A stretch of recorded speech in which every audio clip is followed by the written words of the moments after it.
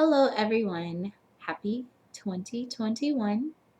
This video is a book review about a book that I recently completed, and the title of this book is called The Power of the Kabbalah. This book contains the secrets of the universe and the meanings of our lives, and it was written by Yehuda Berg. I gravitated towards this book because recently I had an experience of like moving from St. Louis to Hawaii and then back to St. Louis, and this book really helped me in my transition from one world to another. So I also thought it was a good book to read just to empower you for the beginning of 2021 so that you could have a stable mind and be focused on your goals and truly transform yourself personally. So before I get into the book, let me tell you a little bit about the author. This book was published in the year 2000, so it is literally about 20 or 21 years old. The author is the son of I don't know if it's Kabbalist or Kabbalist, so I'll just say Kabbalist. The author is the son of a Kabbalist and comes from a lineage of basically being students of rabbis of the Kabbalah. Yehuda Berg, born in Israel and raised there in the United States. Yehuda Berg is a graduate of Yeshiva Sha'ar HaTorah in New York City. He is an ordained rabbi from Yeshiva Neset Israel in Jerusalem. He has been studying with his father, Kabbalist Rav Berg, since he was a child and is a leading authority on Kabbalah. Berg edited the Kabbalah Center's editions of the Kabbalistic Daily Prayer Book and the Kabbalistic Shabbat Prayer Book. He serves as an associate director of the Kabbalah Media Center Group, as well as religious director of the Kabbalah Children's Academy. He lives in Los Angeles and New York with his wife and children. Now, at this time, he had 2 children. Now I think he may have 5 children. I'm really not sure. If you're a person who likes to research the background of authors and read about their story, if you do that, you will come across not only his bio, but some of the allegations of sexual harassment that he went through. Personally, I try to not judge a book by its author. Even though the author wrote the book, I try to keep the work and the writer separate. But if you are one that likes to research the background of authors, that is something that will come across, and you can look at that on your own. Now, they started the Kabbalah Center, I believe, him and his wife, and there are about 40 locations of Kabbalah centers all around the world at the time of this book, according to this writing.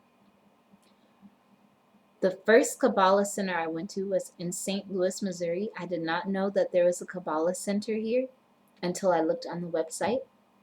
I did visit one of their classes, and it was very interesting. They truly break down the Kabbalah and put it in layman's terms. I became interested in the Kabbalah in 2015 when I was beginning to learn about the 72 names of God.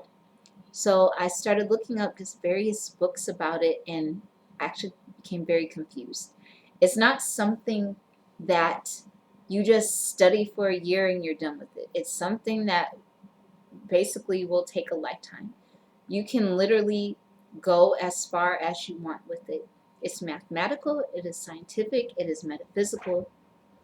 Some of the stories I've heard of or been told about, like people making cows to eat, people making golems, and all of these various things just based off of the Hebrew sequences, is what sparked my interest. So let me tell you about the Kabbalah Center. The Kabbalah Center is the largest organization in the world dedicated solely to teaching Kabbalah. It is acknowledged as the leading source of this wisdom under the guidance of its dean and director, Kabbalist Rav Berg. The latest in a long line of Kabbalistic masters, Rav Berg has taken the esoteric and powerful wisdom of the Zohar, the ancient sacred text containing all the wisdom of the Kabbalah, and made it understandable and accessible for all who want to learn. The Kabbalah Center has grown to over 50 locations around the world and is a place for people of all faiths. Now, I have not read the Zohar as of yet, but that is one book that is on my book list, and I plan on ordering it in the future. So now let us get into the book. Whatever stood out to me, I'll try to explain it in the most concrete and simple terms as I possibly can. At the beginning of the book, chapter Part 1. Who are we?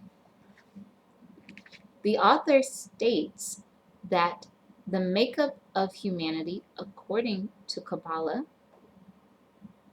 is desire. What is our substance, our essence, our core being? What's the essential element that we are made of? Did you ever stop and truly contemplate that question? Kabbalah defines us in one simple word: desire.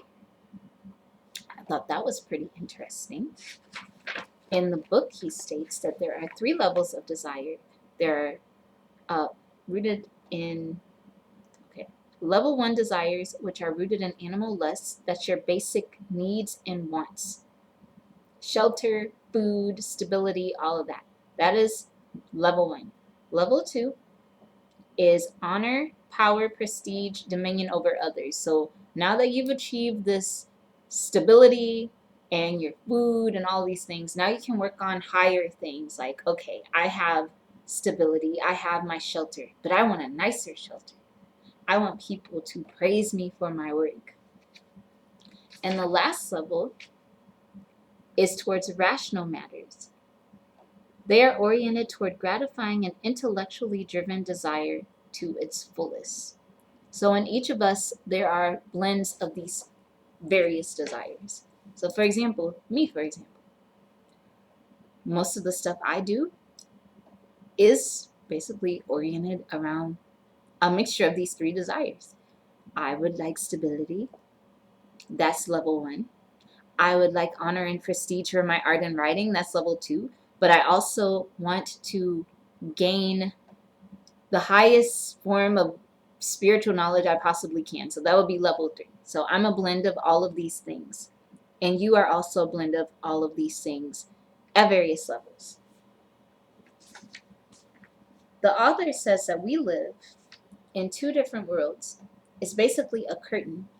We are in a 1% world and we are in a 99% world. In the 99% world are all of the things that we desire, all of the good that we want. On the other side is our soulmate. On the other side is all of the money that we can need, all of the food that we can possibly desire. But we are currently living in this 1% reality where we're struggling, where we're fighting to just get our basic needs met, where we're unhappy because we are not getting what we want and need.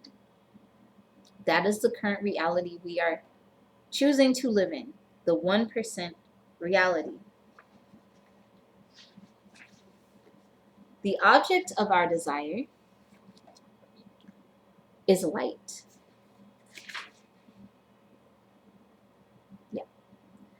The object of our desire is light. But the desire is referred to as a vessel. A vessel is like an empty cup that seeks to be filled. Unlike an empty physical cup, however, the vessel of our desires is not founded upon anything material.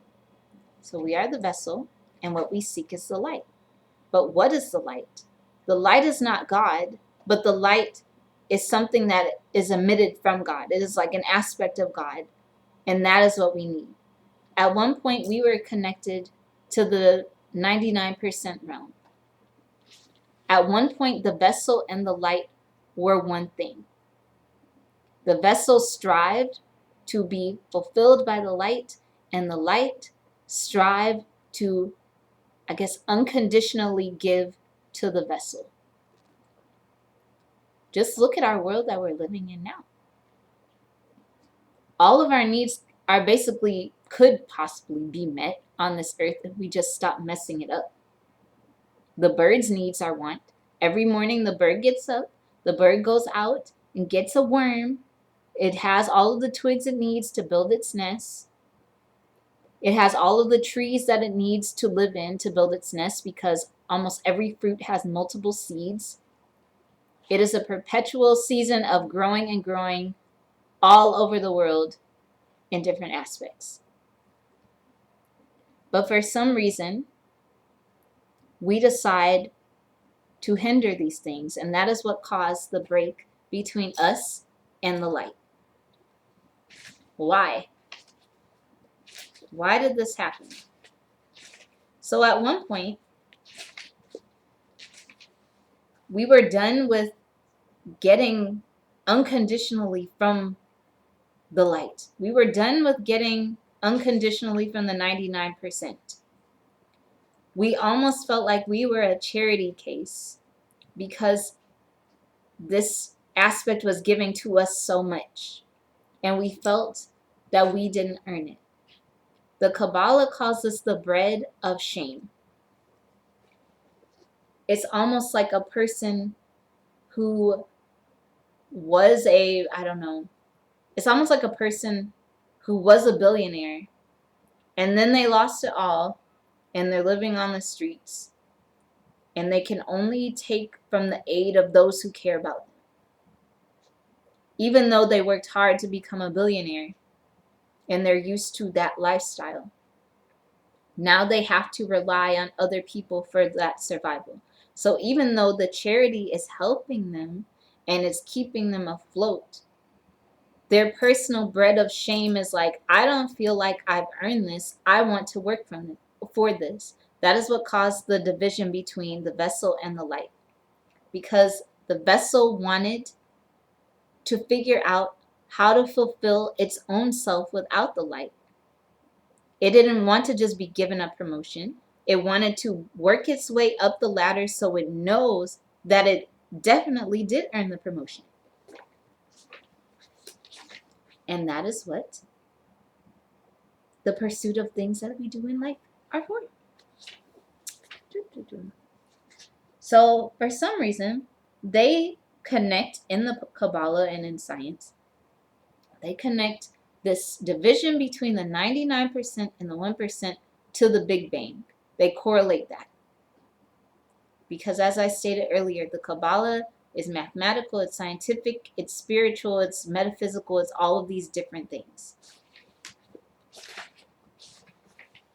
Anyway, so what other part of the book stood out to me? Another part of this book that stood out to me, I'm not going to go through the whole thing, is the part about just how the Kabbalah was received by various people. There were different people in different centuries who were Kabbalists, and they were either praised or they were persecuted, depending on which century it was. Some of the people were persecuted by other Kabbalists because they didn't want them to give their secrets away. Other people were persecuted by non-Kabbalists because they felt that it was heresy. But in other centuries, they were held at high esteem and royalty would use them. James Bond, the 007, that came from the Kabbalah too, because John Dee, who was a metaphysician, would sign for, I guess, the Queen. He would sign himself as 2 zeros because he's the eyes of the Queen, and 7, which is a Kabbalistic number held in high esteem. Anyway, the meaning of life.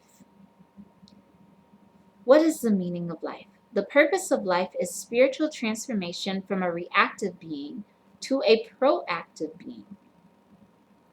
The purpose of life is a spiritual transformation from being a reactive being to being a proactive being.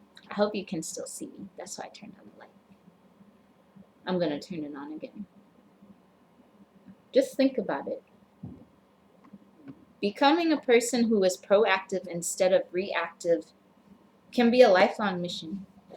When things happen to us, our first response usually is to react. If we're arguing with somebody who's our enemy, we don't want to hold our tongue. Holding our tongue is being proactive. In fact, not seeing this person as an enemy is being even more proactive. But if you're just cursing them out and doing everything to destroy their reputation, that would be a reactive response. Reactive responses are weak responses. But once you get to a point where you have a proactive nature, you are climbing up the Kabbalistic ladder of spiritual enlightenment. After a while, things don't start to bother you anymore. You're unfazed by these things because they are not the bigger picture. When you practice the Kabbalah, you begin to transform yourself. The very DNA of your soul begins to alter itself. I feel that if you alter the DNA of your soul, you can also alter your physical DNA. Even though some people might not believe that, I personally believe that you can alter your physiology just based off of your spirituality. Haven't you ever read about those saints that could do miracles? They could, I don't even know, they could teleport, they could do all sorts of things because they were so full of light, they're so full of spiritual energy that they surpassed matter. They overrode matter. It became irrelevant to them because their focus was not on the state of matter. Their focus was on things of a higher nature. In fact, Emma Curtis Hopkins, who is one of my favorite authors, she wrote a lot of books. She talks a lot about this in her book, Scientific Christian Mental Practice. Whereas this book talks about, we desire, everything we do is based off of desire. In her book, she says the word good. That's her version of desire. Everything that we do is to achieve our good. And sometimes we do toxic actions in order to get to that good. Some people want peace, and their toxic action is being a drunk on the street. The reason they are a drunk on the street is because they cannot name their good. They think that their good is drinking when it is really peace. If somebody came up to them and said, what you really want is peace, and they acknowledge that, they would probably stop drinking. The same goes for this book. If we acknowledge that what we want is the light in general, we'll stop doing these toxic actions to get to the light and go on a path that is more spiritually oriented and will give us an easier route to the light. The book also gives us a transformation formula for changing proaction or reaction to proaction, and it works like this. An obstacle occurs. That's number 1. 2, realize that your reaction, not the obstacle, is the real enemy. 3, shut down your reactive system to allow the light in. And 4, express your proactive nature. One example from my life, my recent example, was when I was in Hawaii living with the old man that I mentioned in the other video. So I'm going to break it down based off of this formula, the transformation formula of reaction to proaction. An obstacle occurs. That's number 1. The obstacle between me and the old man in this particular argument was he wanted me to think in the way that he thought, which was very bitter and very myopic and, I guess, depressing.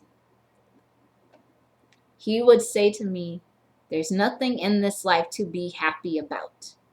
We started to argue. I argued that, yes, there are things in this life to be happy about. So we went back and forth and back and forth and back and forth. That was number 1. 2, realize that your reaction, not the obstacle, is the real enemy. In the middle of our argument, I realized that what he wanted to get out of me was an emotional response because it made him feel powerful. So when I realized that, I decided to lower my voice and speak calmly. I stopped raising my voice until I was the only one speaking in a calm manner. 3, shut down your reactive system to let the light in. So after a while, instead of feeling angry at the freaking old man, I was like, I actually feel sorry for this dude. And when I felt sorry for him, my anger left and I became even more calm in how I was speaking to him. And then 4 was express your proactive nature. So after I calmed down, there were only 2 things that he could do. He could either walk away or he could meet me at my level. What he chose to do was walk away, because you can't have 2 opposites together for too long. He couldn't handle my calmness, so he walked away. We could have argued and argued and argued, and it would have just gotten out of hand and worse, and somebody would have gotten hurt. Most likely him. But that's all. Something else. So that's what you have to do.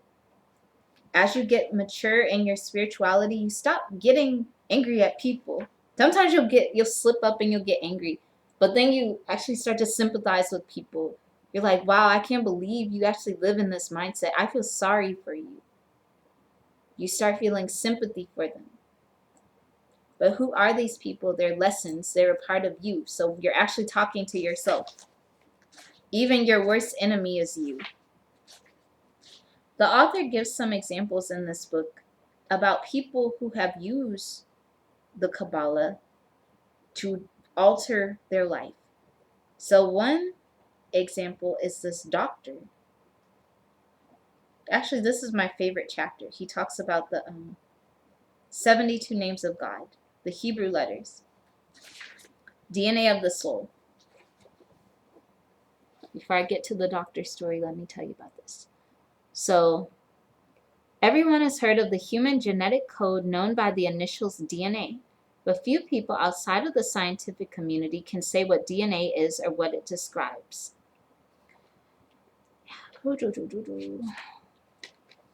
Okay. All we really are in a physical sense is a set of living letters, a living, walking, breathing, talking alphabet. The alphabet metaphor was reinforced on June 26, 2000, the multi-billion-dollar Human Genome Project. So if we are living in an alphabetic universe, we can use the sequences of the Kabbalah. Abraham was the author of the very first known book of the Kabbalah, the Book of Formation. This ancient Kabbalistic manuscript predates the Bible by many centuries. In the Book of Formation, Abraham wrote that the entire universe had its own genetic-like building blocks. So this is the part of the Kabbalah where once you've, mastered all of the basic levels, you'll be able to do certain things, like use this genetic code to create a golem. And golem, was created to protect the people. The author shows the 22 Hebrew letters. You can see it. It's a sequence of 22. Each letter actually means something different. Like one would mean hook, one would mean ox. It was very interesting. And they all have their own little, tone, like an alphabet. I feel like the Hebrew letters are similar to Sanskrit. In fact, I feel like both of them are maybe twin languages. They basically have the same concept. But these letters are energy forces, and they manifest in our world as 22 frequency patterns. They appear as shapes and vibration that we can both visualize and vocalize. Let's see. Hebrew letters are instruments of power. In fact, the Hebrew word for letter actually means pulse or vibration. So one example he used in the book, as I stated, was there's this doctor named Spokojny. I'm just going to call him Dr. Spokojny. So he used some of the Hebrew letters to help some of his patients. Instead of learning Hebrew or memorizing it, he would just look at the letters and scan them with his eyes, and his patients would miraculously be healed. So one day he scanned 3 Hebrew letters. I don't know what these letters are. I don't know if you can see them right there. For a patient with a blocked artery. And the blocked artery opened by itself and showed a massive blood clot, which should have prevented the artery from opening. And the doctor only did this when there was nothing else the other doctors could do. The eyes are the windows of the soul. One of the most powerful ways for those not versed in the pronunciation of Hebrew letters to capture their energy is through the simple visual act of scanning. The power of scanning is basically like having a barcode. You take a product, you scan it at the register, and it gives you all the information for the product. Well, in this case, the barcode would be the 72 names of God. I actually have a better chart than this. It has how to pronounce the words. It has like what they mean, all of these different things. I've used the 72 names of God for just, you just got to be careful. You have to be spiritually sound, or else you might get some crazy results. So the first time I used the 72 names of God was when this boy stole my phone. He ran off, and I didn't know where he went. So I sat down and I said 2 names of God. One was Yod He Vav He, which means return to creation. It's time travel. I focused on reversing time to bring the boy back to his original spot where he stole my phone. Then the second name, I don't remember what it was, but it was called Lost and Found. And after I was done chanting, I said, I'm done. He's going to be back. I stood up, and why was this dude coming to the exact same spot where he stole my phone? The exact same spot. And then I chased him. I didn't get my phone back. But it just shows the power of the force of these mantras. Another example. Me and my best friend were going through something. I don't even remember what it was. So we decided to use the name, one of the names of God for angelic forces. And it was, I can't remember off the top of my head, but calling the angelic forces. Every time we would chant this Hebrew mantra, it would rain.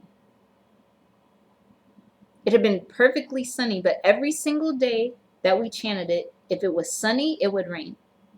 And we stopped chanting it on the 3rd or 4th day because lightning struck 4 people who were near our house. 4 people. Lightning struck 4 different people. So I took that as a sign to stop, because I'm like, well, if it's 4, there's 4 little archangels, Michael, Gabriel, Raphael, and I can't remember the other one. Michael? I don't know. So you have to be very careful when you do these things, because it truly will change the DNA of your soul. It will change the physiology of your body, and it will change things around you. If you want some powerful stuff, use the 72 names of God. He doesn't go through each of the names of God in this book, but I did read that he had another book called the 72 Names of God. So he goes through some of them. This one is to remove compulsive or recurring negative thoughts. Yet he doesn't tell you how to pronounce it, which kind of irked me a little bit. And he only lists 10 of them. So that's basically what stood out to me in the book. He has an appendix in the back that gives the history of Kabbalah, the great teachers, and then it basically ends. So if you are a person who just wants to get just swift, brief information about the Kabbalah in layman's terms, this would be the book for you. If you want a heavier book, you need, I don't have it with me, it's in my suitcase, but it's a Sefer Yetzirah, I really don't know. But that one is intense because the author of that book lists like how to pronounce the Hebrew, how to pronounce the words, all these different things. Right now I'm spending this month chanting the first name of God, which is return to creation, Yod He Vav He. There's also miracle making, Semek Yod Tet, or Semek Yod Tet. My next goal is to learn Hebrew so I can try to make my own sequences as well. So thank you all for watching this video. I will be uploading another video very soon because I'm actually starting on reading my next book. Right now, my current status of what's going on, I'm not at the Airbnb. I'm at my friend's house staying. He also studies the Kabbalah, so we chant together and it's really fun. And I am also working full-time at my friend's store, so everything is getting good. I am using the mantras of the Kabbalah to manifest an apartment for myself, using the angelic forces and other things. So that's all I wanted to share with you. And I'll talk to you later, everyone. Have a nice night.